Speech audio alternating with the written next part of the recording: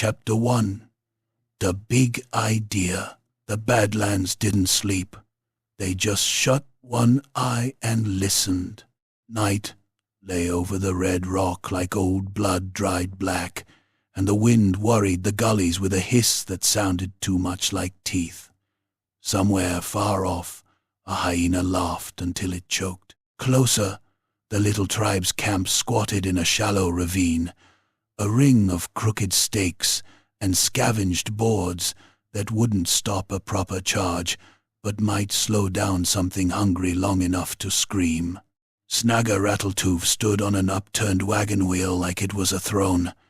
It wobbled under him, and he wobbled right back, knees bent, arms spread, pretending the whole world was steady because he said it was. He had a jaw like a bear trap and teeth that didn't fit right too sharp, all angles. His armor was mostly pride. A breastplate hammered out of a cooking pot, a shoulder guard made from a boar skull, and a chain of finger bones that clacked when he gestured.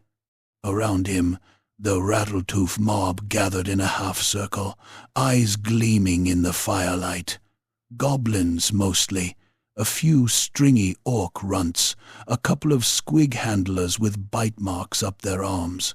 They stank of damp fungus, rust, and the kind of fear that never left their throats, only changed shape. They'd been shaken down again at dusk.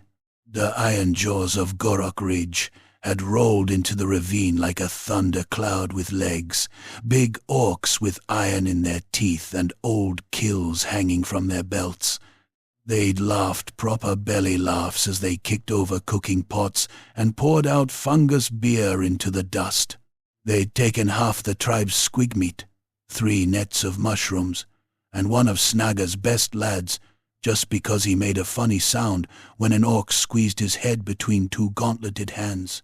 "Small gits," the Iron Jaws boss had said, spitting, smaller than a snotling's brain. "You wants to live? You pays. You wants to breathe? You pays. You wants to keep your heads on? You pays." Then they'd walked away, slow and easy, like they had all the time in the world. Now Snagger's voice cut through the camp, sharp as a chopper edge. "You hear 'em? You hear how they laugh? Like we's a joke, like we's nothing," murmurs, angry, ashamed. A goblin with one ear missing gnawed at his knuckle until it bled, eyes fixed on the ground. Snagger leaned forward, letting the firelight catch his teeth. "We ain't nothing, not no more. We's gonna be big. Big like a mountain, big like a stomp. Wamalo, Wamalo." Someone snorted. Someone else muttered. But "Dey's big already." Snagger snapped his head toward the voice so fast the bone chain on his chest rattled. "Who said that?" Silence folded over the camp. The goblins shrank in their rags and scrap armor. Even the squigs in their pens went quiet, as if they could feel the mood like pressure in their skulls. Snagger's grin widened until it looked painful. "That's right, no one. 'Cause no one's got the guts to say it out loud. Dey's big, we small. So what? We ain't gotta stay small." He jabbed a finger toward the darkness beyond the stakes, where the Badlands rolled away into jagged silhouettes. "The Iron Jaws got trophies, got shinies, got that idol. You seen it. Big ugly thing with a face like a kicked-in shrine. They keep it up on a mound, so everyone knows dey's the boss." A ripple of recognition went through the mob. The idol. They'd glimpsed it in the Iron Jaws camp before, set atop a heap of skulls and rusted helms, daubed with crude glyphs, half buried in offerings. It wasn't pretty. It was heavy-looking and mean, carved from some dark stone that swallowed firelight instead of reflecting it. Its mouth was open in a silent roar, and its eyes were pits that seemed too deep. Snagger lifted both hands like he was weighing the world. "We take it." A beat of stunned quiet, then a nervous chorus. "What? You mad? They'll crump us. They'll eat us." Snagger let them babble for a moment, then barked, "Shut it!" The camp snapped quiet again. "We take it," he repeated slower. "And when the iron jaws come looking, which they will, we don't whimper. We don't beg. We don't say, 'Sorry, boss.' We stand tall." He straightened, puffing his chest. The pot breastplate clanged. "We say, 'We's got your idol. Come and get it.'" The mob stared at him, as if he'd suggested they bite a wyvern. A thin goblin with a twitchy eye raised a hand. "Boss, what if they do come and get it?" Snagger's grin turned wolfish. "Then we make it hard." He hopped down from the wagon wheel, boots crunching ash, and stalked through the circle, forcing the goblins to shuffle aside. "We's sneaky. We's clever. We's got traps. We's got squigs. We's got stink." A few goblins chuckled despite themselves. Stink was something they understood. Stink was power. Snagger stopped beside his squig handler, whose arm was wrapped in filthy cloth. "Nobble," the handler flinched. "Yeah, boss? You got the bitey ones?" Nobble swallowed. "Got 12. Mean ones, hungry ones. 1-0, ate a boot." "Good," Snagger said. "We's gonna let 'em loose in the Iron Jaws camp. Make a right mess. While they's shoutin' and stompin' and hittin' each other, we sneak in. We take the idol. We go. Easy." It wasn't easy. Nothing ever was. But in the firelight, with humiliation still fresh and anger like a nail in the skull, the idea had the shape of hope, crooked and dangerous, but bright enough to stare at. Snagger's voice dropped into something like a growl. "We do this, and no one laughs at us again." The mob's eyes gleamed. "In the badlands, pride got you killed, but it also kept you moving. And for greenskins, moving was life. They set out when the moon was a thin, mean crescent, like a knife someone had already used once." Snagger took 8 with him. Not the biggest big didn't matter in a heist. He took the quiet ones, the fast ones, the ones whose fear didn't make them freeze so much as twitch. He took Nobble with the squigs in sacks that wriggled and thumped. He took Scrag the trap-maker, who had fingers like wire and eyes like nails. He took Grinny, a goblin who could mimic bird calls and baby cries and the wet gargle of a dying man. They painted their faces with mud until they looked like lumps of earth with teeth. They smeared themselves with old dung and crushed fungus. It was revolting. It was also practical. Even an orc's nose noticed fresh goblin if the wind was wrong, and tonight the wind was fickle. They moved low through scrub and rock, the badlands cutting their feet through thin boots. The ground was littered with old bones that cracked softly if you stepped wrong. Once, Snagger froze because he thought he'd heard breathing close by, slow and heavy. A boulder shifted as if it had muscles. A stone troll silhouette hunched in the dark, chewing on something that snapped like wood. Snagger guided them wide around it.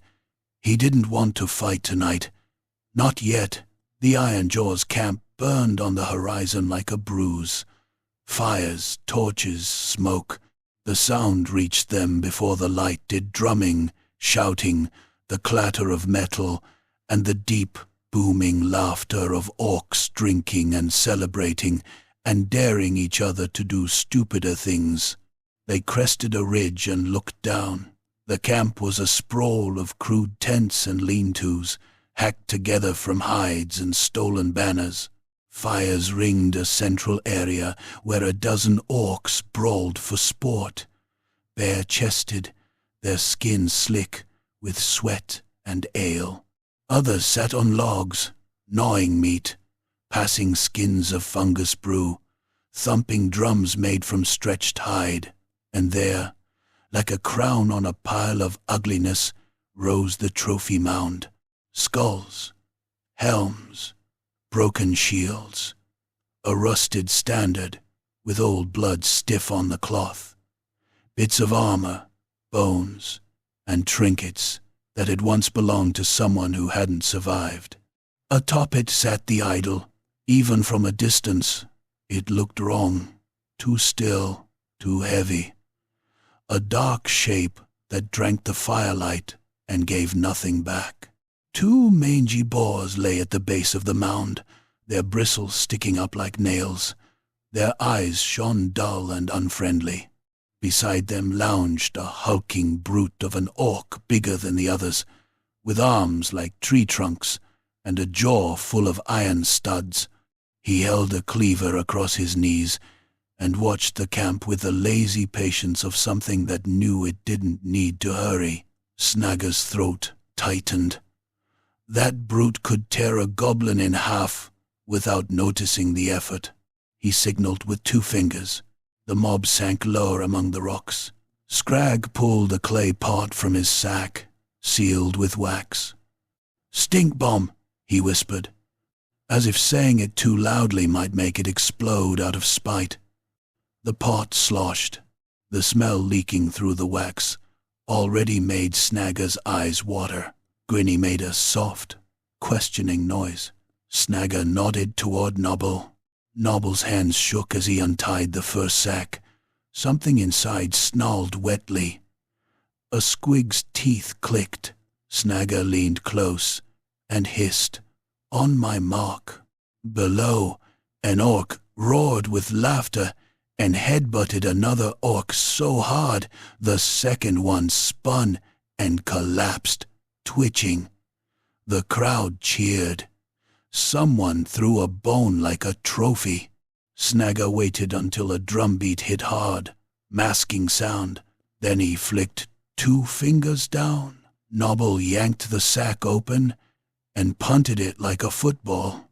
The sack sailed into the camp, hit the dirt, and burst.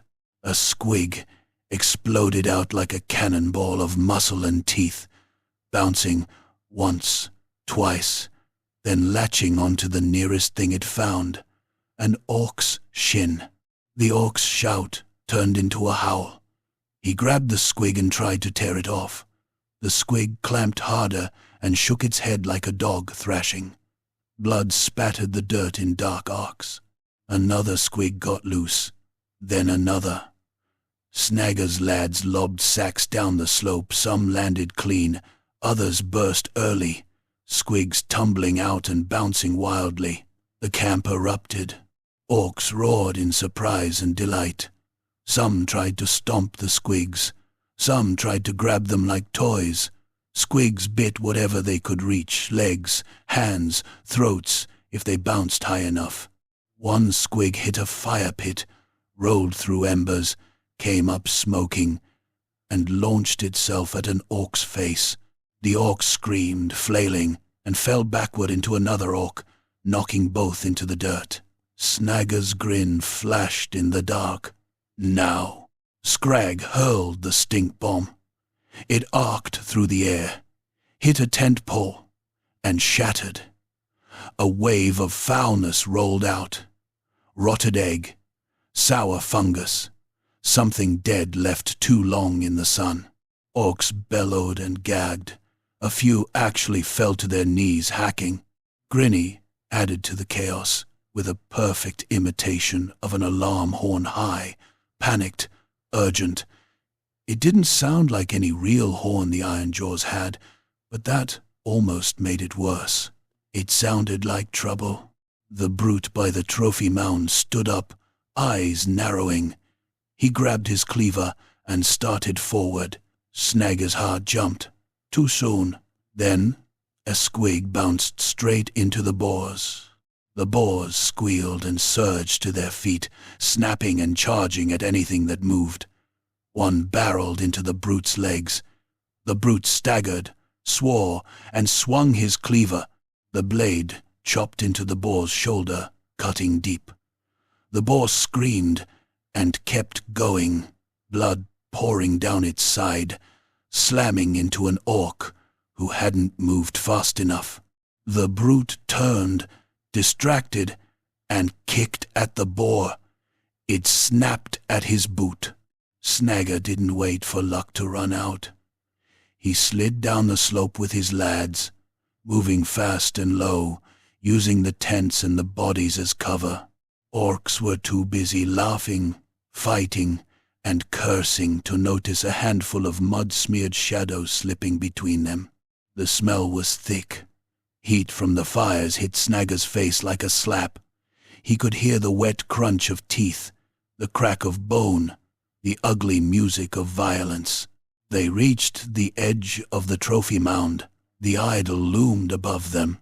Up close, it looked even worse, carved with jagged glyphs, splattered with old offerings that had dried into black crust. Its stone surface was cold-looking, despite the fires nearby. Its mouth was carved open, as if it were eating the air. Snagger's fingers itched, as if the idol's presence made his skin want to crawl away. "Quick!" he hissed. Two goblins scrambled up the mound, boots slipping on skulls. A helm rolled and clattered down, striking Snagger's shin. He hissed and shoved it aside. The goblins reached the idol and wrapped their arms around it. They immediately froze. "It's heavy," one whispered, voice strained. "No, Zog," Snagger hissed. "Lift, ya gits." They heaved.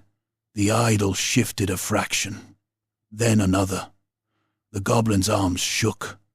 Their faces went red. Snagger climbed up, teeth clenched, and pushed his shoulder into the stone. It was like trying to move a boulder that didn't want to be moved. For a moment, he thought it wouldn't budge at all, like it was rooted in the mound, like it belonged there. Then it slid free, with a low scrape that seemed too loud. The brute's voice thundered behind them. "Oi!" Snagger's blood went cold. He turned his head just enough to see the brute forcing his way through the chaos. Cleaver raised, eyes locked on the mound. The boar lay twitching behind him, its shoulder half split open. The brute didn't even look at it. He was coming for them. Snagger snarled, "Move!" They toppled the idol forward, almost losing it. It thudded into Snagger's arms.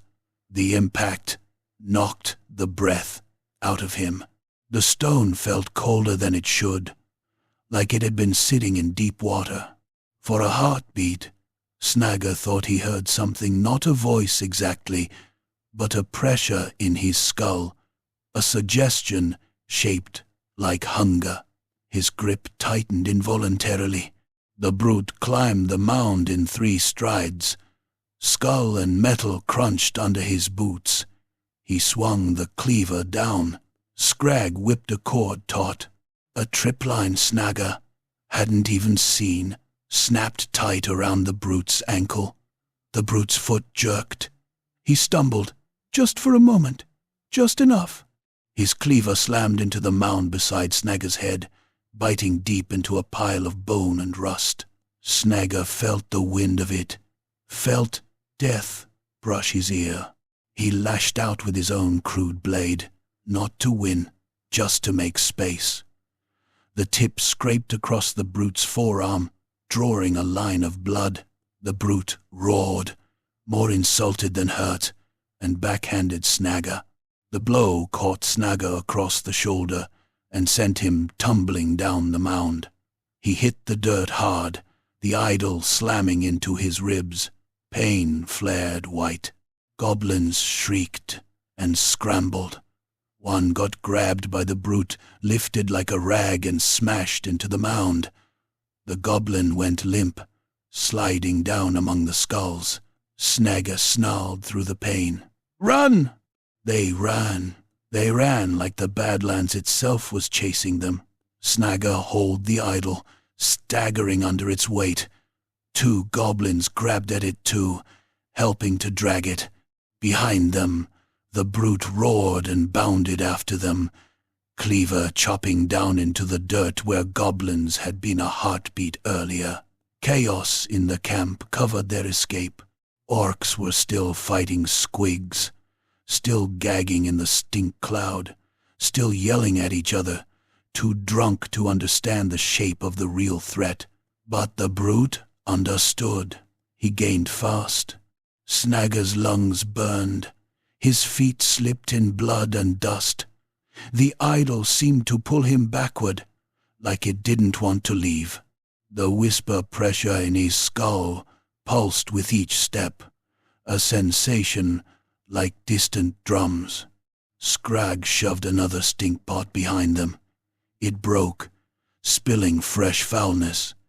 The brute barreled through it anyway, coughing, eyes watering, rage bright enough to see in the dark. Then Grinny did something reckless and brilliant. He darted sideways, grabbed a crude spear stuck in the dirt, and hurled it not at the brute's chest, but at his face. The spear struck the brute's cheek, tearing a bloody groove. The brute bellowed, swiped at it, and slowed just long enough for Snagger and the others to reach the shadow of the ridge. They scrambled up rock, fingers clawing for holds. Snagger's nails tore. The idol scraped stone. Below, the brute's cleaver slammed into the rock, sparks flashing. One goblin slipped and fell, shrieking, and the brute caught him by the ankle.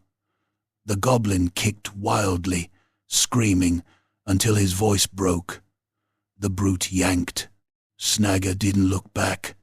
If he looked back, he might stop. If he stopped, he'd die. They crested the ridge and vanished into the Badlands, leaving behind the roar of orcs and the snarling laughter of squigs. By the time dawn bled pale over the rocks, Snagger collapsed in their ravine with the idol lying in the dirt like a dead god. The mob gathered around it, panting, bruised, eyes wide. They were missing 2 lads, maybe 3. Nobody counted too hard. Snagger sat up, spitting dust. "We got it," he rasped. For a moment, pride surged hot and sharp. They'd done it. They'd taken from the iron jaws. They'd struck back.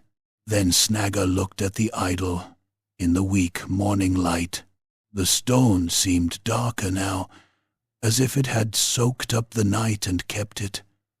The carved mouth looked like it was smiling. The pits of its eyes held shadow even under the sun. Snagger's ribs ached where it had hit him. More than that, his head ached, like he'd been drinking and fighting all night without pause. Nobble whispered, "Boss, I don't like it." Snagger opened his mouth to snap back, but his tongue hurt. He tasted blood. He realized he'd been biting down hard enough to split it, without noticing, without meaning to. His gaze slid back to the idol, and that whisper pressure returned, faint but insistent, like fingers tapping the inside of his skull. Not words, not exactly, just a craving, a pull. Blood, noise, violence. Snagger swallowed, and it hurt. He lay down without meaning to, cheek in the dust, and the world tilted. Sleep hit him like a club. In his dreams, the idol was bigger. It sat on a mound that wasn't made of skulls, but of bodies, fresh ones, twitching, piled high. The Badlands stretched around it, endless and red, and the sky above was full of smoke and distant fire. Snagger stood before it, small as a runt, and the idol leaned down as if it had joints, as if it could move. Its mouth opened wider. Something spilled out, not breath, not sound, but a feeling like hot iron shoved under the skin. Snagger tried to step back, but his feet were stuck in blood. He looked down. His boots were sinking. A voice, no, not a voice, pushed against his mind. A shape of thought. Feed. Snagger tried to scream. His mouth filled with teeth. He woke choking. He was on his side. Jaws clenched so hard his head throbbed. His tongue was between his teeth, and he'd bitten through it. Pain flared as he tore his mouth open. Blood spilled down his chin. He lay there for a moment, panting, tasting copper and panic. Around him, the camp was tense. Goblins huddled behind stakes, peering out over the ravine. Scrag crouched beside him, eyes wide. "Boss," he whispered, "Scouts is back." Snagger wiped blood from his mouth with the back of his hand. It smeared across his knuckles like war paint. "How many?" he croaked. Scrag swallowed. "A lot." Beyond the ravine, faint but growing, came the sound of feet. Heavy feet. Many feet. The low rumble of an orc warband, moving with purpose. Snagger's gaze flicked to the idol. For a heartbeat, he could have sworn it looked pleased. Then a goblin on lookout hissed, voice tight with terror, Day's coming fast." Snagger pushed himself to his feet, ribs screaming, tongue throbbing, and forced his grin back onto his face like a mask nailed in place. "Good," he rasped, voice wet with blood. "Let him come." Chapter 2. Bluff like yeah, life depends on it. Morning crawled over the badlands like a sick thing dragging its belly. The light didn't cleanse anything, it just revealed the filth properly. Dust hung in the air. Flies found the dead quick. The ravine stank of sweat, old smoke, and the copper tang of Snagger Rattletooth's bitten tongue. He spat a thin ribbon of blood into the dirt and watched it darken the dust. Beyond the stakes, the sound of the iron jaws came closer, boots grinding stone, armor clanking like a smith's nightmare, the occasional roar that rolled through the canyon like thunder, looking for something to break. It wasn't a scouting party. It wasn't a few angry lads. It was a warband.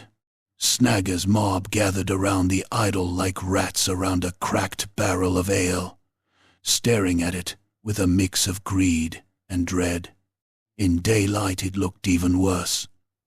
A squat, black stone thing with jagged carvings that made the eye slide off them. A face frozen in a roar or a laugh. The trophy mound in the Iron Jaws camp had been ugly. This was uglier. The idol made the air feel thicker, like breathing through wet cloth. Scrag the trapmaker crouched beside it, prodding at a glyph with a bent nail. "Boss," he muttered, "we could just put it back. Leave it on a rock. Say we found it." A dozen heads snapped toward him like he'd fought it during a funeral. "Put it back?" Snagger rasped, voice rough, words slurring around his swollen tongue. He jabbed a finger at Scrag. "And you gonna walk it back? You gonna skip down there with a bow on it, telling him sorry nice and sweet?" Scrag's eyes flicked away. "No, boss. I just—" Nobble the squig handler hugged himself and shivered. "We can run," he blurted. "Run far. Into the rocks. They'll get bored." Snagger laughed, a wet, nasty sound that ended in a cough. "Bored? Orcs don't get bored. They get hungrier. They'll hunt us like squigs. They'll find our stink. They'll follow our tracks. They'll follow our fear." Grinny the mimic licked cracked lips. We tell 'em we didn't do it. Say it was someone else. Who? Someone snapped. Grinny's eyes darted as if looking for a name to steal. The ruin lads. The Humies in the broken fort. They's always sneaking about. A murmur ran through the mob. The ruin folk were, real enough, a knot of human filth, squatting among old stones, a day's march away. Bandits, deserters, maybe worse. They traded sometimes. They stole more. Scrag shook his head. Orcs'll laugh. Orcs'll crump us first. Ask questions later. Snagger stared at the idol. The carvings seemed to crawl when he didn't look directly at them. In the corner of his vision, the stone felt like it moved, like it breathed. He hated that it made him feel small, and he hated more that it made him feel important. He wiped blood from his mouth with the back of his hand, smearing it across his chin like war paint. We don't beg, he said. We don't run. We don't squeal, not me, like a snotling with its pants on fire. He stepped closer and planted a boot on the idol's base, as if claiming it. The stone was cold through the leather, too cold. We bluff, Snagger said. We make it bigger. We make it scary. We make it someone else's problem. The mob leaned in. We tell 'em we got a new god. Snagger went on, voice gaining strength as anger carried it. We tell 'em this idol's cursed. We tell 'em it picked us. And if D want it back, D gotta fight the god too. Nobble's eyes went wide. But boss, we ain't got a god. Snagger's grin showed too many teeth. We got this. He stomped the idol. And we got lies. Lies is stronger than swords if you swing 'em right. He scanned the gathered faces, scrawny, scarred, hungry. You want to live? You do what I says. You want to get laughed at till you die? Keep arguing. No one argued after that. They worked fast, because the sound of the iron jaws was getting louder. Snagger sent half the mob to hammer fresh stakes and string lines across the canyon. Approach nothing fancy yet, not real traps, just the suggestion of them. He sent Scrag to rig smoke.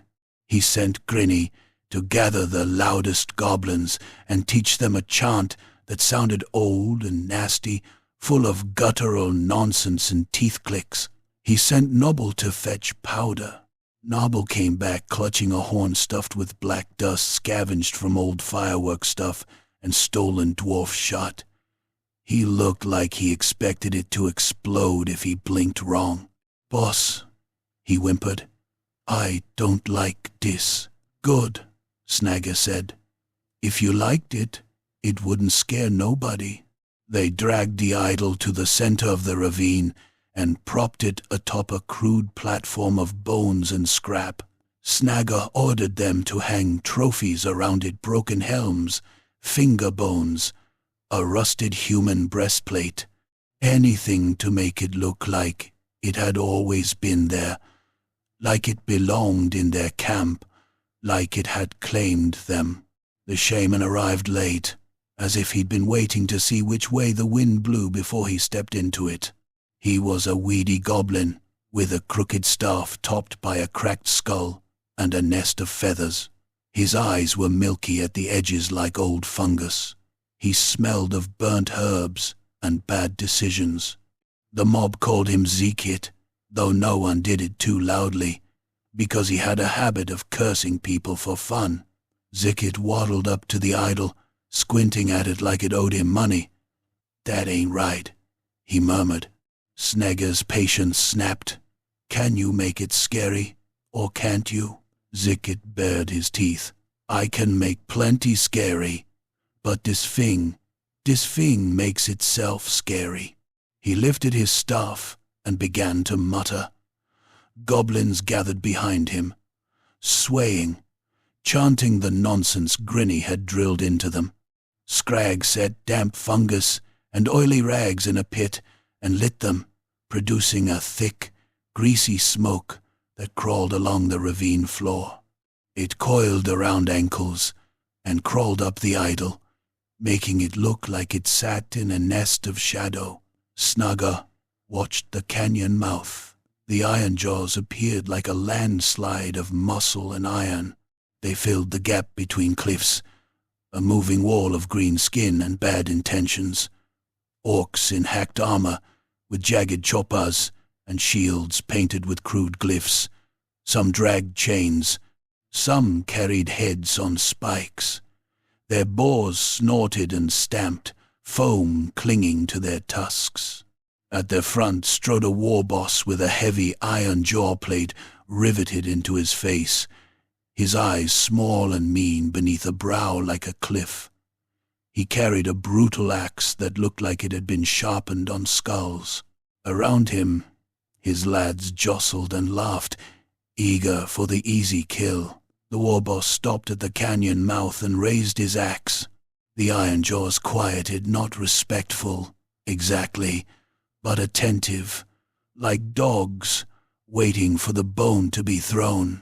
His voice boomed through the ravine. "Rattle-tooth gits," he roared. "Where's my idol?" The sound hit the mob like a fist. A few goblins flinched. One nearly dropped his spear. Snagger climbed onto a rock, making himself visible.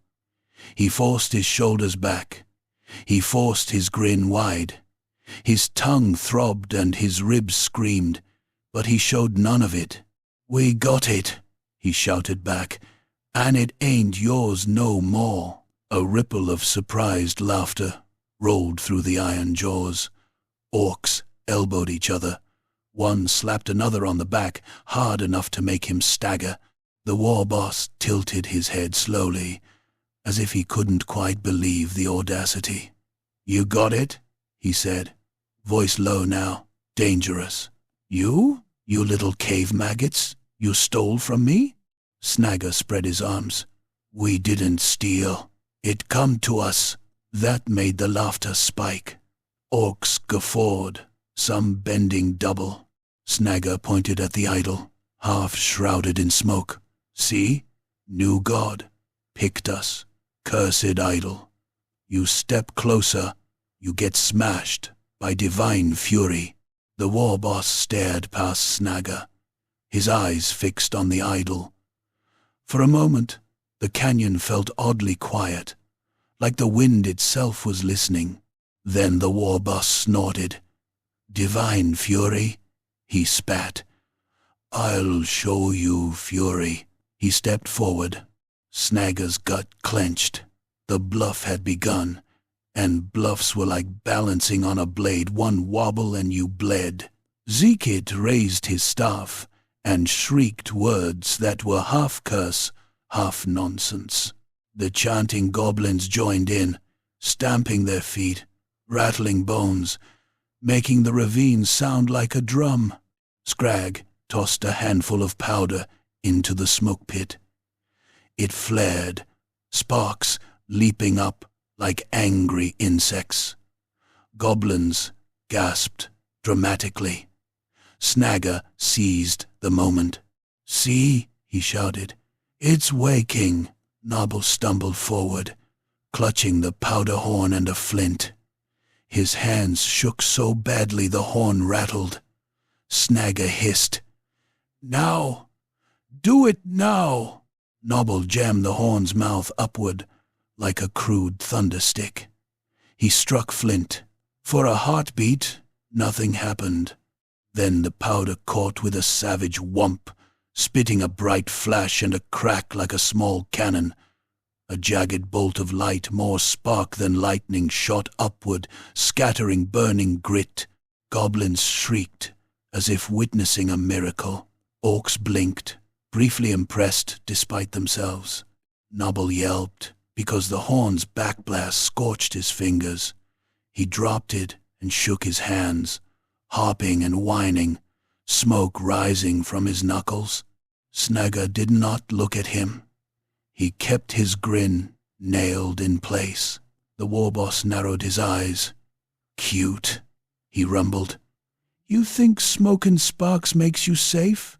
An orc to his left, taller than the rest, leaned forward and shouted, "Let me stomp 'em, boss. I'll bring back the idol and a sack o' heads." The war boss raised his axe slightly, holding them back. His gaze remained on the idol. He took another step forward, and the idol answered, not with words, not with light, with wrongness. A lizard that had been sunning itself on the canyon wall bolted so fast it nearly fell off the rock. Birds thin, scavenging things erupted from a nearby crag in a frantic cloud, shrieking as if chased. One of Snagger's goblins, just a lad with watery eyes, stared at the idol too long. His pupils seemed to swell. Then a thin line of blood seeped from the corner of one eye, then the other. He blinked rapidly, confused, and the blood thickened into tears that ran down his cheeks. He whimpered, "Boss, boss, it's looking at me." Snagger's mouth went dry. Zeke, its chanting faltered. His milky eyes widened, and he stared at the stone like he'd just realized it was staring back. The idol's glyphs, jagged cuts in black stone, darkened. Then one of them flared faintly, not with fire, but with a dull red glow, like embers under ash. The rock beside the idol, an ordinary slab, suddenly smoked. A crude symbol burned into it, fresh and blackened, as if something invisible had pressed a brand into the stone. Goblins recoiled, some crossing themselves in their own ridiculous way, some laughing nervously. Snagger's stomach twisted. The bluff had been theater. This was not theater. He heard it again, that pressure in his skull, an itch behind the eyes, a hunger without language. It made his jaw tighten. It made his hands curl. Blood, noise, violence. Zeke, fool that he was, took it as a challenge. "I'm the shaman," he hissed, stepping closer. "I tell spirits what to do. I tell gods what to." He thrust his staff toward the idol, as if poking an animal. The air snapped. Zeke didn't get struck by lightning. He didn't get incinerated. He simply got taken. An invisible force hit him in the chest like a battering ram. His ribs popped with a wet crack. He flew backward, spinning, his legs kicking uselessly. He slammed into a stake wall, hard enough to bend the wood. His staff clattered away. He slid down, leaving a smear of blood and spit on the sharpened stakes. He coughed once deep, ugly, and something dark sprayed from his mouth. His eyes rolled. He made a thin, choking noise and went still. The ravine fell silent, except for the crackle of smoke and the distant snorts of boars. For one awful moment, Snagger thought the iron jaws might actually hesitate. Then an orc barked a laugh. Another joined. Soon it was a chorus, deep and delighted. They weren't frightened. They were entertained. The war boss lifted his axe and pointed it at Snagger. "You got a punchy rock," he called. "Good for you. I got 50 lads what likes getting punched." He stepped forward again, slow, confident. Snagger's grin threatened to slip. His mouth still tasted of blood. He forced his voice up, loud and sharp. "It ain't just punchy. It's hungry. It wants heads. It wants—" The idol's pressure surged, and Snagger's words tangled for a heartbeat. His vision flickered. In the smoke, the idol's mouth looked wider than it had a moment ago. The war boss spread his arms. "Come on then," he roared to his lads. "Let's see if this god can stop us." The iron jaws began to advance, boots thudding, armor clanking, choppers tapping against shields. They moved like a tide rolling into a shallow grave, not rushed, not cautious, just eager. Snagger felt the ravine shrink around him. His mob behind him shifted, trembling, some gripping spears so hard their knuckles went pale beneath green skin. A few goblins whimpered. One vomited from fear and smoke. Snagger swallowed pain and panic together. He raised his arms again, as if he could hold the canyon back by sheer insult. "Keep chanting," he snarled over his shoulder. "More smoke, more sparks. Make it loud." Grinny's voice rose, leading the chant, making it sound older, darker, meaner. Scrag hurled more powder into the smoke pit, sending sparks skittering up the canyon wall like crawling fireflies. Shadows jumped across stone, making the ravine look alive with twisting shapes.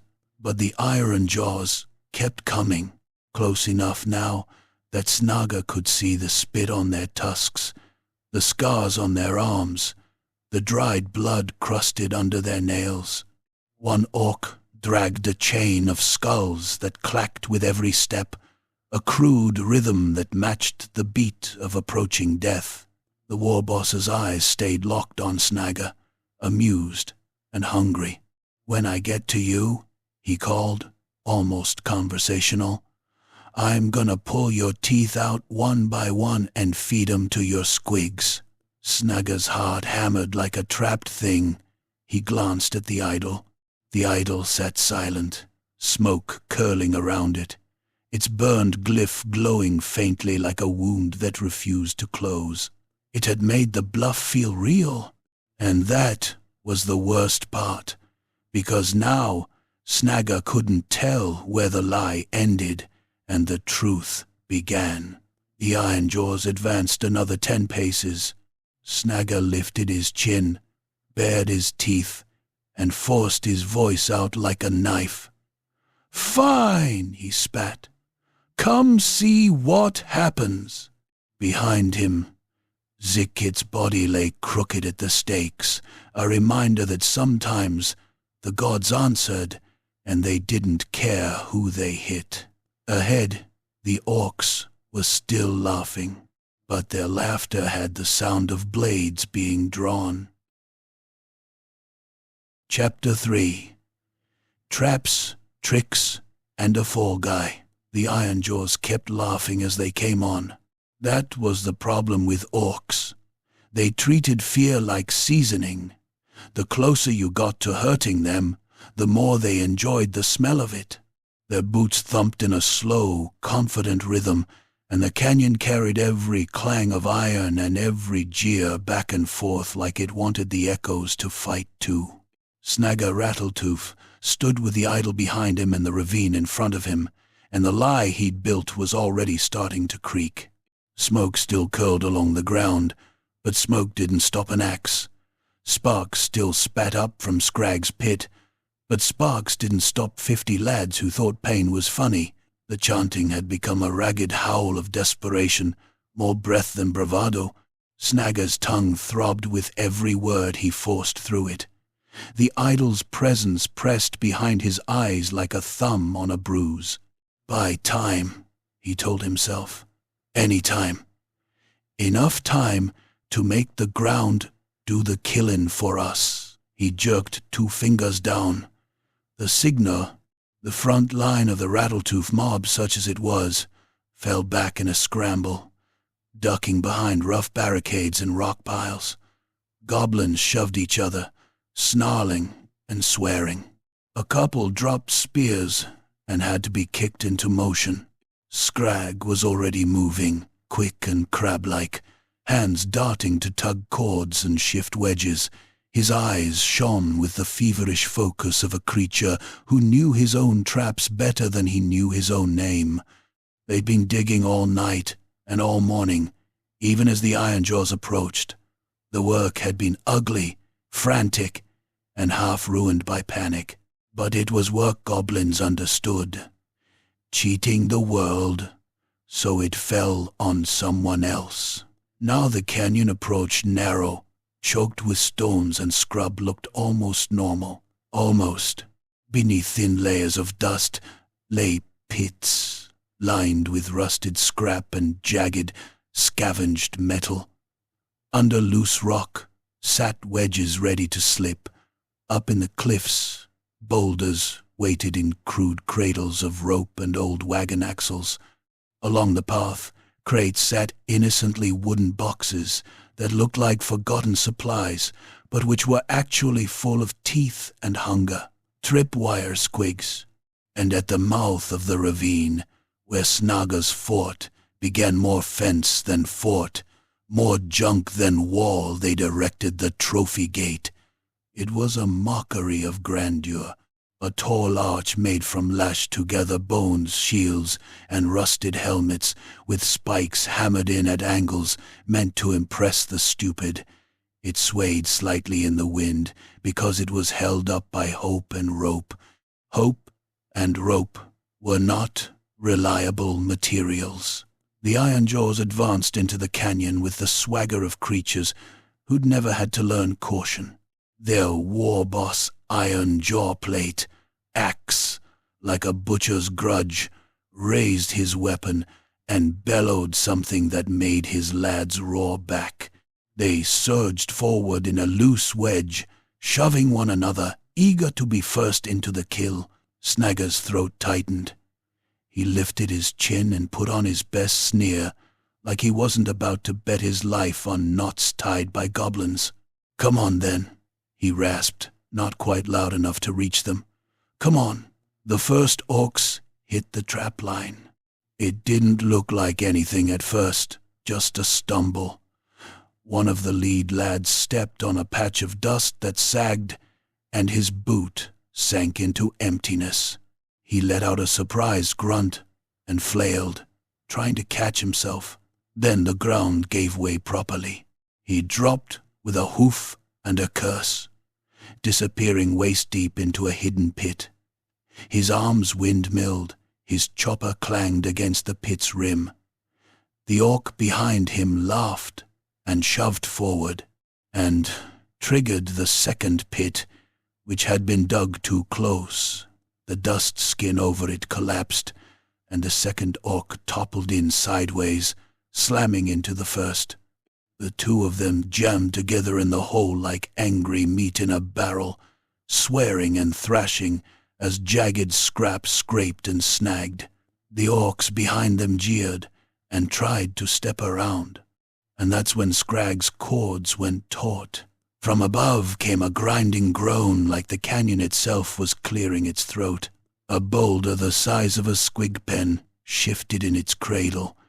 The old wagon axle creaked. The ropes frayed, greasy, tied in knots that would have made a sane creature weep, held for one heartbeat longer than they should have. Then they didn't. The boulder dropped. Not fast like a clean fall, fast like an ugly decision. It slammed down into the canyon path with a crack that shook dust from the cliff walls. Orcs scattered, laughing, turning into startled bellows.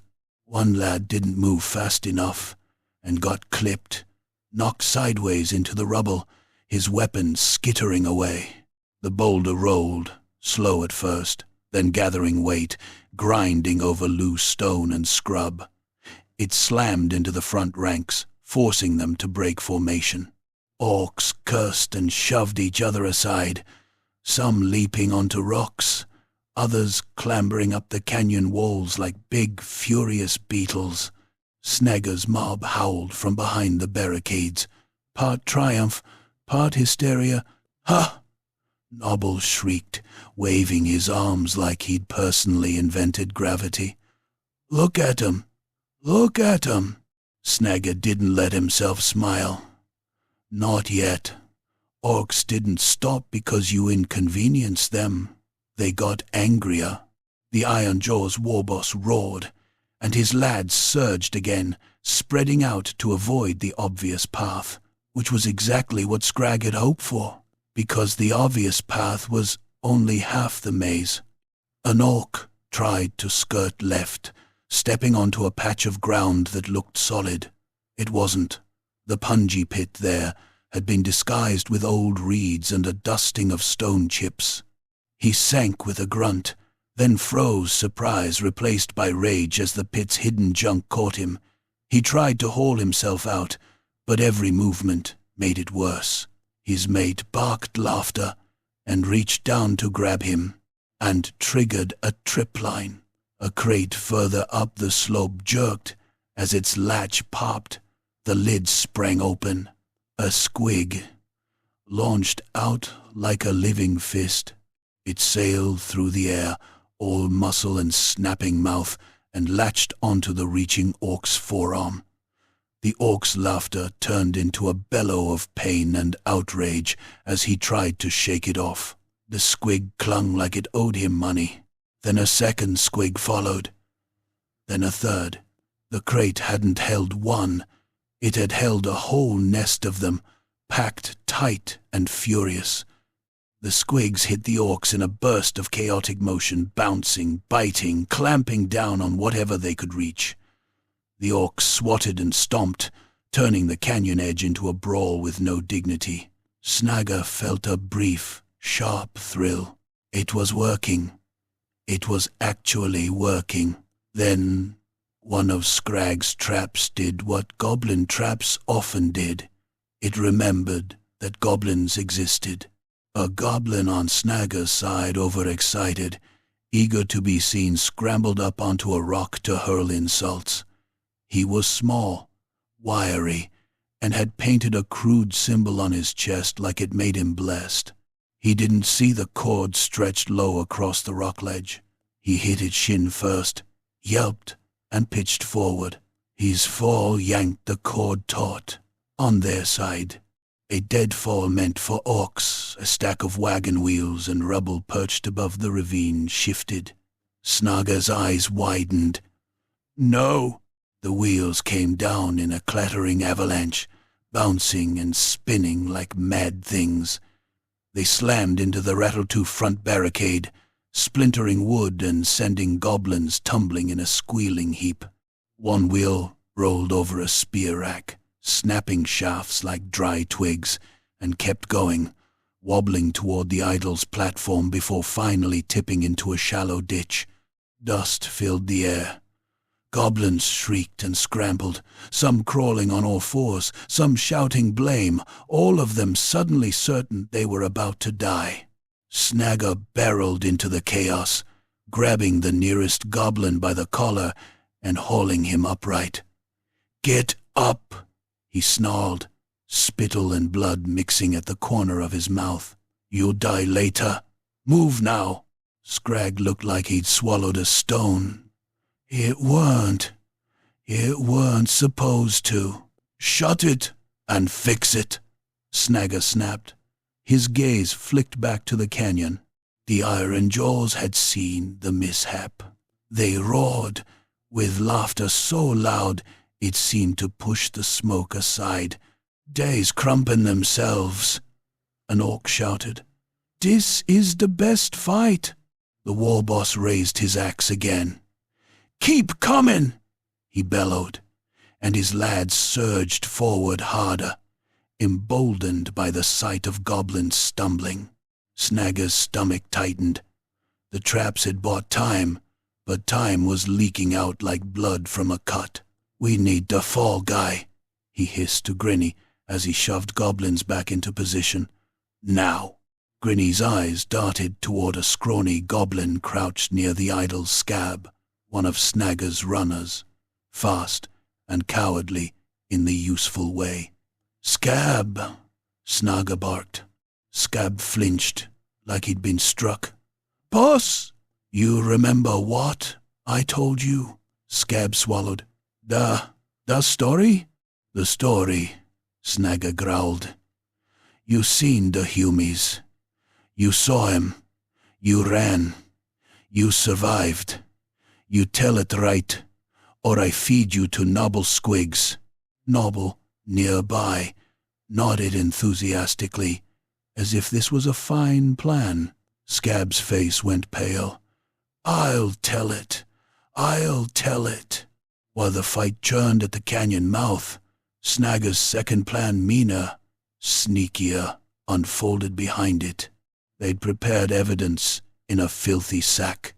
Human trinkets stolen months ago, a scrap of cloth with a faded sigil, a few coins, and a crude token carved from bone that the ruined bandits wore sometimes. Scrag had painted markings, two rough symbols daubed on stones near the canyon, made to look like human hands had left them. A lie made physical. Snagger shoved the sack into Grinny's hands. Get it where Dee can find it. Not too easy. Easy is suspicious. Grinny grinned, wiped soot across his cheeks, and slipped away like a shadow with teeth. Out front, the iron jaws pushed in, despite the pits and squigs. They were learning slowly, the way a bull learns to avoid a fence by ramming it until it breaks. Orcs began throwing rocks into suspicious patches of dust, sending smaller lads ahead with poles, laughing as they prodded the ground and triggered traps from a safer distance. One of the bigger brutes, broad as a cart, scarred across the chest, took a squig bite to the thigh and simply ripped the squig off and hurled it into the cliff wall hard enough to leave it stunned. He stomped on it once for good measure and kept coming, dragging his leg with stubborn fury. He hit the trophy gate. Scrag had designed it to collapse when enough weight pulled the main rope. The rope ran through a crude pulley, really just a ring of bone, down to a wedge holding the archer's support beam. When the rope snapped taut, the wedge would slip, and the whole structure would fold forward into a spiked tangle. In theory. In practice, goblin craftsmanship was a gamble. The brute grabbed the gate's side and shook it, laughing. "This here big scary fort?" he roared. The gate shuddered. The rope tightened. The wedge moved. Not enough.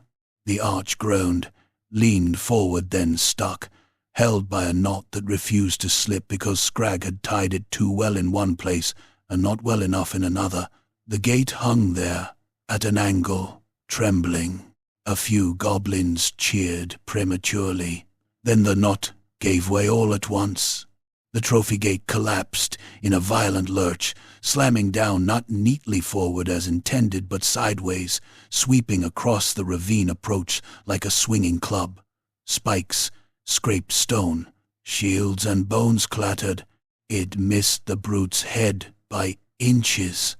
Instead it caught 3 goblins, who'd been foolish enough to rush forward to stab at the brute while he was distracted. They were knocked off their feet and sprawled in the dust, squealing, pinned awkwardly beneath the mess of trophies. Their spears clattered away. One screamed for his mother, which was a mistake because goblins hated being reminded they'd once been small. Snagger swore viciously. "Idiots!" The brute laughed louder. He stepped over the fallen gate as if it were a puddle and advanced, dragging his wounded leg, eyes bright with the promise of hands-on killing. Snagger's lads loosed a ragged volley of arrows and thrown rocks. Most missed. A few hit, making the brute snarl and speed up anyway. That was when one of Snagger's would-be heroes decided to become a legend. It was a goblin named Pick. He'd been quiet until now, the sort who watched fights from behind and then claimed he'd been in the front. But the chaos had lit something in him, fear, that wanted to wear bravery like stolen armor. Pick clambered onto the crude rock catapult Scrag had built, a sling of leather and rope meant to hurl stones down the canyon. It was a ridiculous contraption, more confidence than engineering. Pick grabbed the release lever and shrieked, "For da new god!" Snagger's eyes went wide. "Pick, don't!" Pick yanked the lever. The catapult arm snapped upward with brutal enthusiasm. Only there was no stone in the sling. There was Pick. For a heartbeat the goblin hung in the air, arms spread, face frozen in shocked realization that heroism had consequences. Then he flew, He arced out over the ravine like a thrown rag, screaming all the way. His scream changed pitch as gravity remembered him. He came down hard on the other side of the fight, landing not on the brute, not on anything useful, but squarely in the middle of a patch of dust that hid one of Scragg's pits. The ground collapsed. Pig vanished with a fading wail. There was a brief, stunned silence from both sides. Then the iron jaws erupted in laughter again, pounding weapons against shields. Snagga felt something cold in his gut that had nothing to do with humor. The traps were killing, yes, but they weren't winning.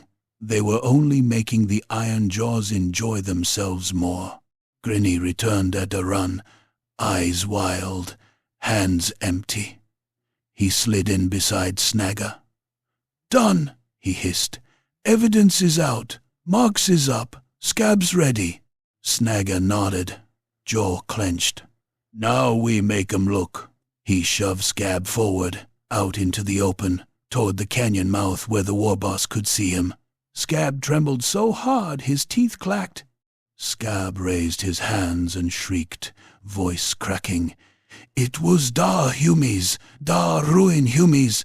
I seen him with da idol. Die ran that way."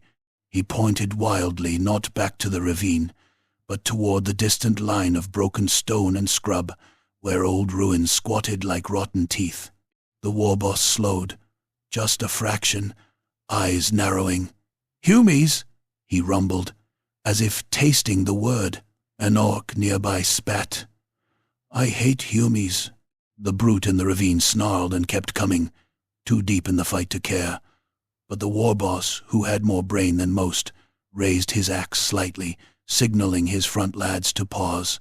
At that moment, as if the world itself wanted to support the lie, an orc at the canyon edge kicked over a rock and found the sack Grinny had planted half buried beneath it. Coins spilled. A human token clacked against stone. A scrap of cloth fluttered. The orc frowned, scooped it up, and turned it in his thick fingers. "Boss," he called, voice suddenly serious. "Look." The war boss took it, stared at it, then looked up at Snagga with a slow, ugly smile. Not fooled, not fully, but intrigued. "Huh," he said. "So, maybe you gits is just stupid, and Humies is the real thieves." Snagga forced his grin back onto his face, though sweat ran cold under his mud. "Yeah," he croaked. "Humies. Dey's sneaky. Dey like shinies." The war boss's eyes slid to the idol behind Snagga, half shrouded in smoke, sitting too still. "And you just found it," the war boss said, voice thick with amusement. Snagga spread his arms. "Our God, give it to us!" The war boss barked a laugh. "Maybe." He turned, lifted his axe toward the distant ruins, and roared to his lads. "You hear dat? Humie's been stealing from us!" A chorus of hateful bellows answered. Orcs loved a better enemy. Goblins were sport. Humans were a feast of spite. The iron jaws began to pivot, attention swinging like a heavy blade toward the prospect of a proper fight, walls to smash, screams to harvest, something that might push back. Snagga's lungs loosened for the first time in what felt like a year, and then the idol chose that moment to remind everyone that some things weren't part of Snagga's plan. The air around it thickened. Smoke stopped drifting, and instead seemed to coil inward, drawn toward the stone as if pulled by invisible hooks. The faint ember glow in its glyphs brightened, not into firelight, but into a bruised, pulsing red that made the morning look wrong. Goblins nearest it stumbled back, faces pinched, hands to their heads. One dropped his spear and clutched his ears, as if trying to keep something from crawling in. Snagga felt the pressure behind his eyes spike so hard his vision blurred. A sound rose, not a voice, not words, but a low vibration that set teeth on edge and made the wooden stakes hum. Dust trembled on rock, loose pebbles danced. For a heartbeat, everyone, goblin and orc alike, hesitated, sensing something they couldn't name. Then the idol surged.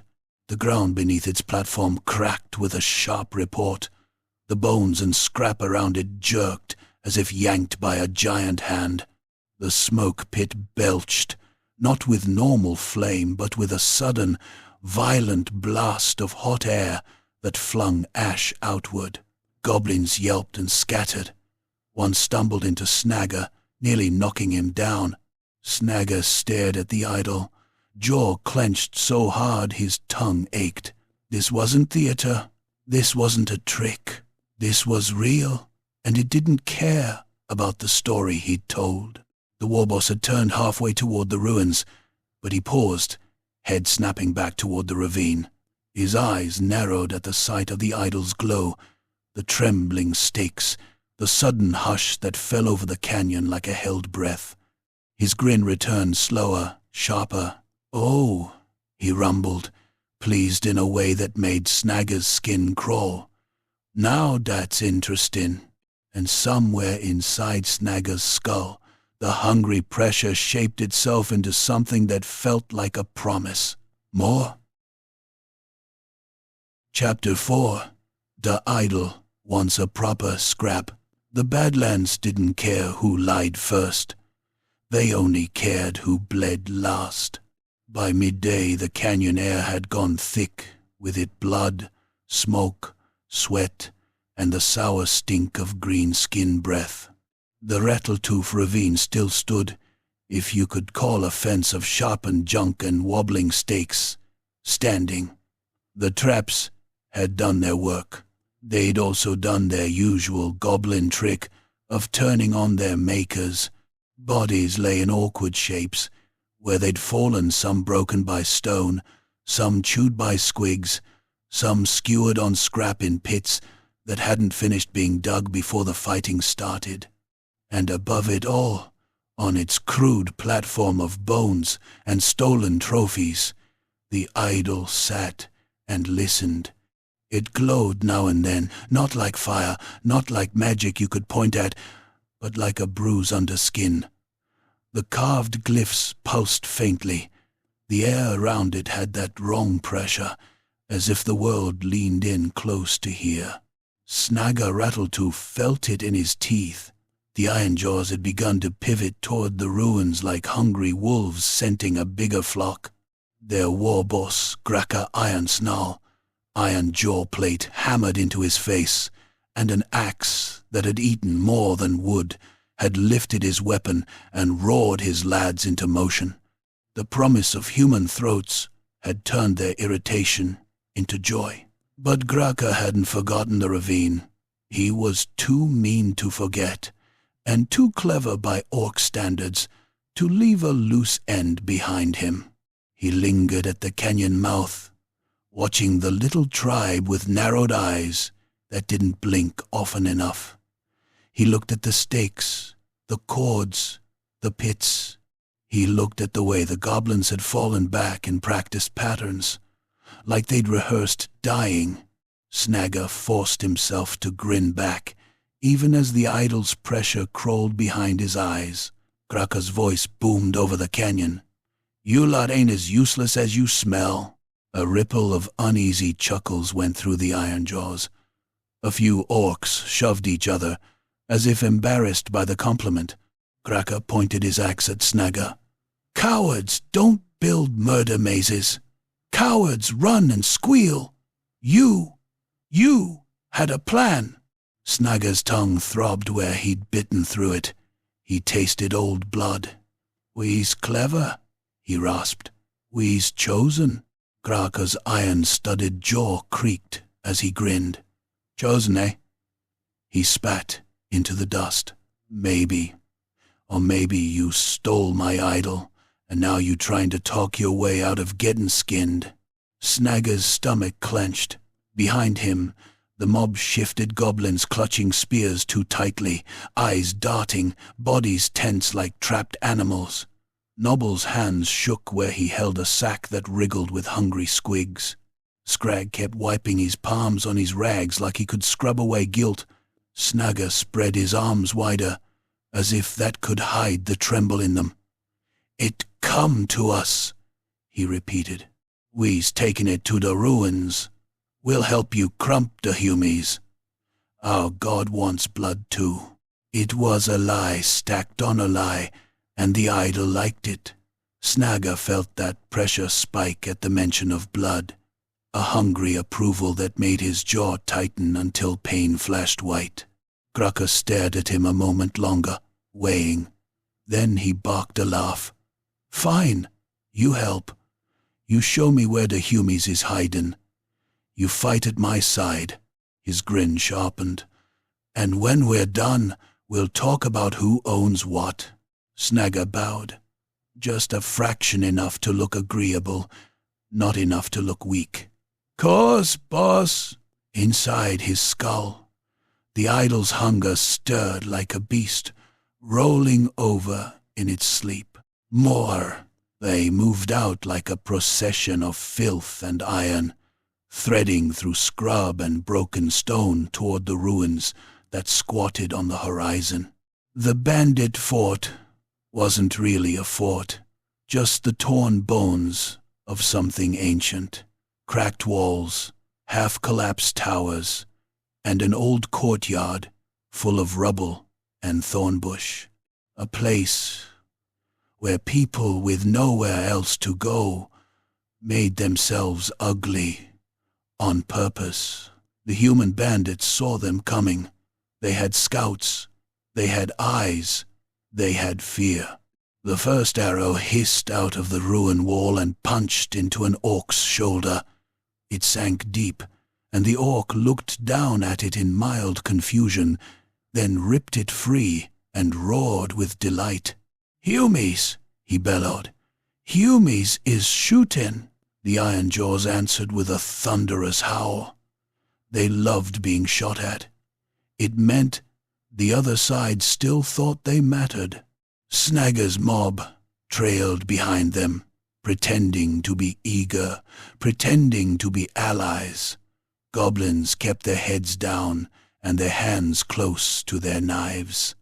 They were loyal to survival, not to banners.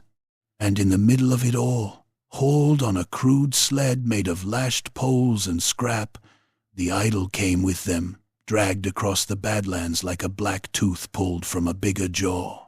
With every jolt and scrape, the idol's glyphs pulsed, animals fled from their path.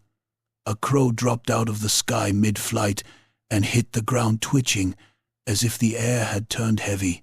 A goblin hauling the rear rope suddenly giggled high and strange, and then bit down hard on his own finger until it popped and blood ran. He stared at the wound like it was fascinating. Snagger didn't stop him. He couldn't. He didn't want to look too closely at what the idol was doing to his lads. The ruins loomed. Human voices shouted from the walls. Panic, orders, prayers that sounded like begging. Graka raised his axe and roared. "Crump 'em!" The Iron Jaws charged. They hit the ruins' outer rubble like a wave hitting rock. Orcs vaulted broken stone, smashed through thornbush, and slammed into the first human line with sheer momentum.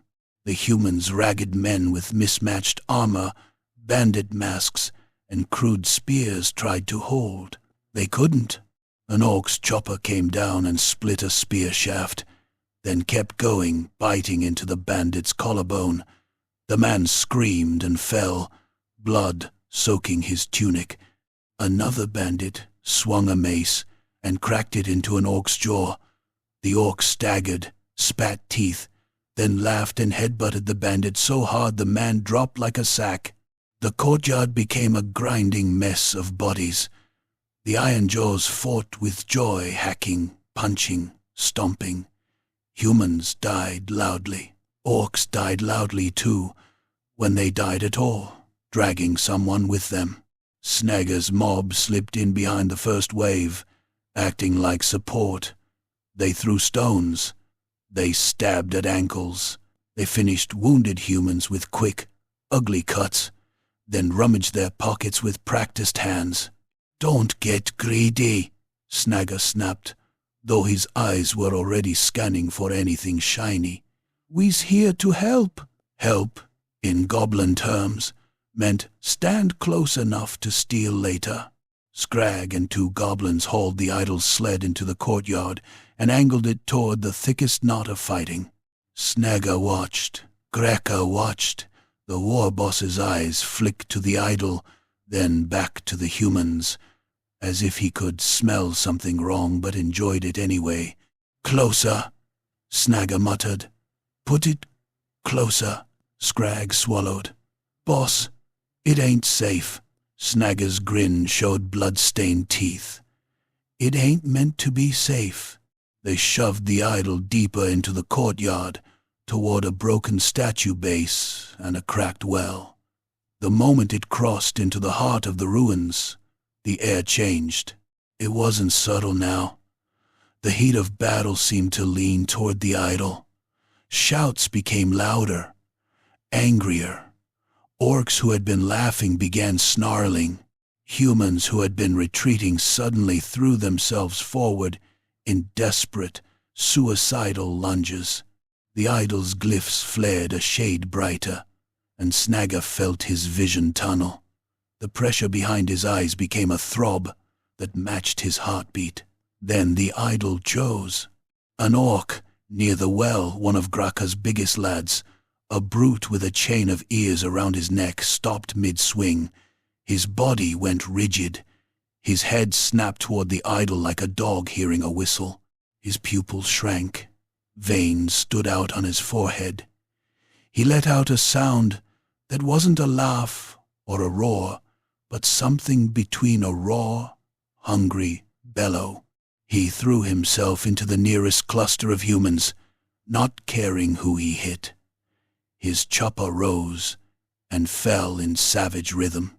He hacked through a man's forearm and kept chopping until the man's weapon fell, then chopped again until the man fell too.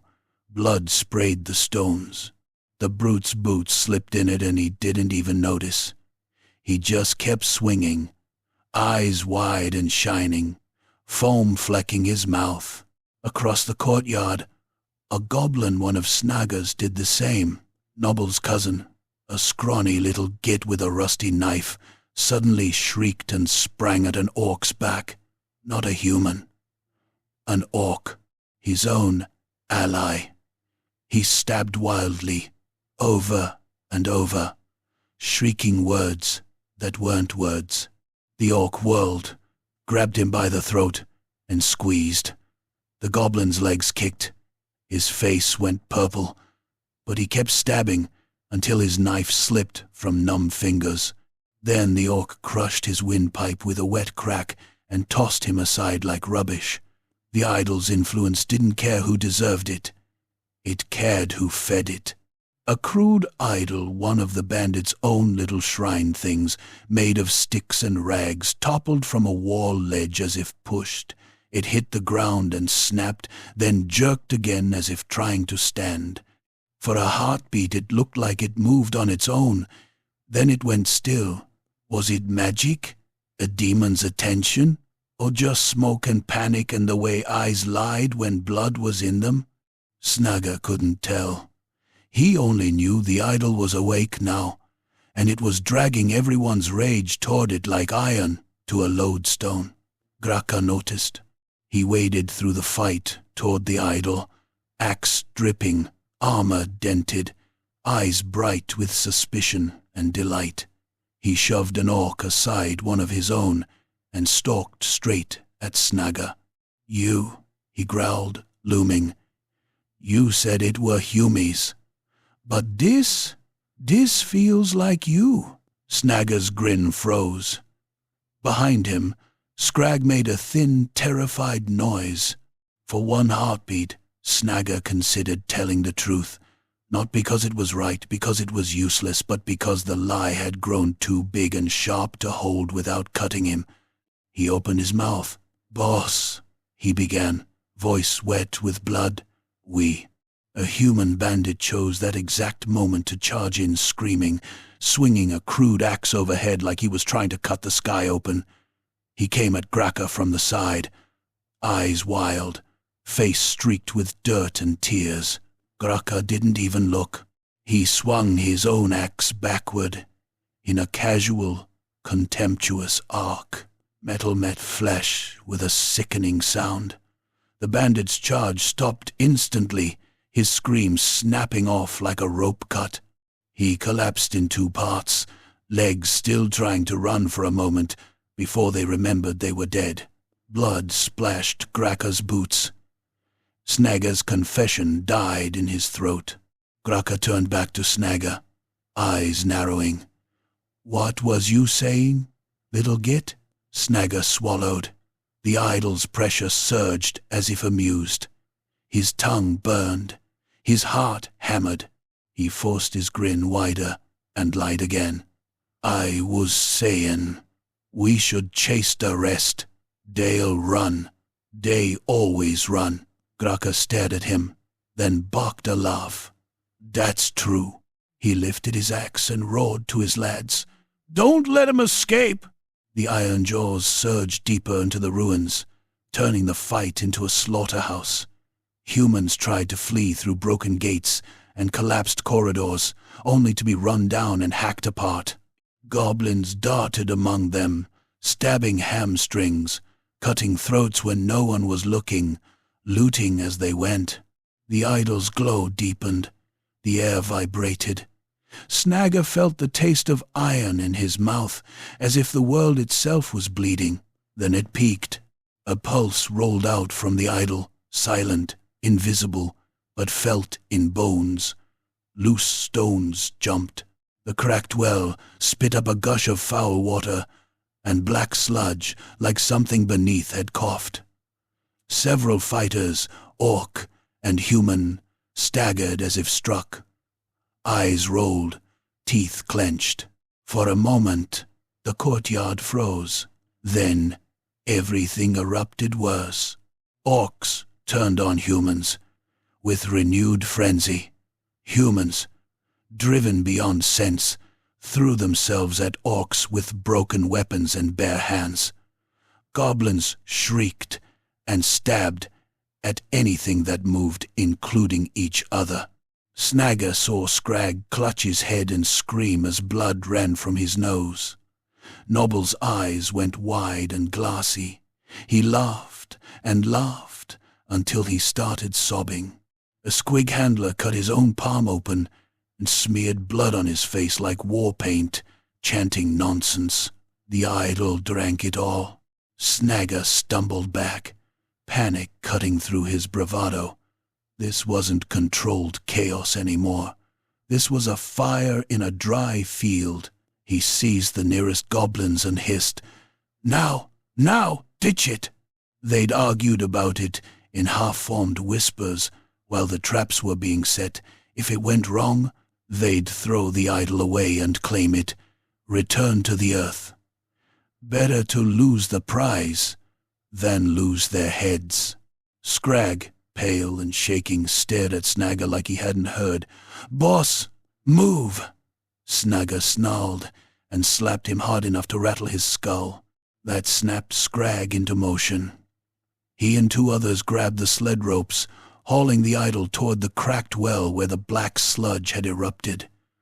The well's stones were split. A fissure yawned beside it, newly opened by the idol's pulse, exhaling a stink like rot and old water. Graka saw them. His head snapped around, eyes narrowing. "Oi! Where you takin' my idol?" Snagger's blood ran cold. He had no time for another lie. He only had the momentum of panic. He shoved a goblin forward, Scarb, the witness, still alive somehow and trembling like a leaf. "Tell I am?" Snagger hissed. "Tell I am the gods going back." Scab stumbled, arms flailing. It's going back to the earth," he squealed. "The gods done? It's—" A berserk orc, eyes wild, chosen by the idol's rage, barreled into Scab mid-sentence and smashed him into the ground. Scab's skull cracked against stone. His words ended in a wet choke. Snagger flinched, then forced himself to keep hauling. Graka roared and started toward them, shoving through the melee. But between him and the idol, the courtyard had become a writhing knot of bodies. His own lads slammed into him, mad with battle, snarling and swinging. Snagger and his goblins reached the fissure. The stench hit them like a wall, hot, wet, foul. The crack in the earth breathed out black vapor that stung the eyes. They heaved. The idol resisted. Snagger felt it not physically, but like a stubborn pull in the mind, like it didn't want to leave the fight it had made. The glyphs pulsed brighter. The pressure behind Snagger's eyes spiked into pain. His vision went white at the edges. "Push!" Snagger screamed, voice shredding. They shoved harder. The sled's front edge tipped. The idol slid, scraping stone with a sound like teeth on bone. For a moment it hung half over the fissure, the glow from its glyphs painting the rising vapor a bruised red. Snagger looked into the idol's carved mouth and felt, just for an instant, like something looked back. Then it dropped. It fell into the fissure with a heavy, final thud, followed by a wet splash as it hit sludge or water or something worse. The earth shuddered once, like swallowing. The glow vanished. The pressure behind Snagger's eyes released so suddenly he nearly collapsed. For half a heartbeat, the courtyard seemed to inhale. Then the fight surged on without the idol's pull, but still brutal, still hungry, because orcs didn't need a cursed stone to enjoy killing. They only needed an excuse. Snagger didn't wait to see who won. He grabbed Nobble by the collar and snarled. "Run!" Nobble blinked, dazed, then nodded, panic finally cutting through the leftover haze. Scrag stumbled after them. A handful of goblins, those with sense enough to live, peeled away from the melee, slipping through broken walls and rubble gaps, vanishing into the badlands like cockroaches fleeing a torch. Behind them, Graka Ironsnarl roared in fury, hacking through bodies toward the fissure too late. Snagger didn't look back.